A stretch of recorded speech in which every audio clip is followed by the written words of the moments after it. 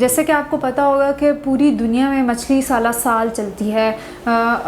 हर dietitian, physician, doctor आपको यही कहता है कि हफ्ते में 2 दफ़ा मछली का इस्तेमाल करें, लेकिन अनफॉर्चुनेटली हमारे पाकिस्तान में सिर्फ ये सोचा जाता है कि सर्दियों में मछली का इस्तेमाल किया जा सकता है, गर्मियों में मछली का इस्तेमाल नहीं किया जा सकता क्योंकि वो गर्म होती है। लेकिन मैं हमेशा अपने पेशेंट्स को, अपने नाज़रीन को यही बताती हूँ कि हर चीज़ मिक़दार में इस्तेमाल करें। हफ्ते में 2 दफ़ा 1 से 2 पीस अगर आप मछली का इस्तेमाल करेंगे तो आप उससे भरपूर फ़ायदा उठा सकते हैं, क्योंकि मछली में अच्छा प्रोटीन पाया जाता है, उसमें अच्छे फ़ैट्स पाए जाते हैं।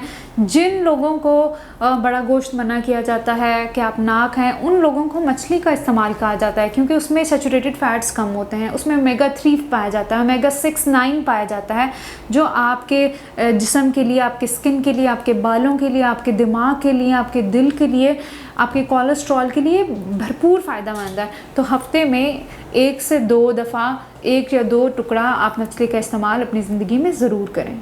शुक्रिया।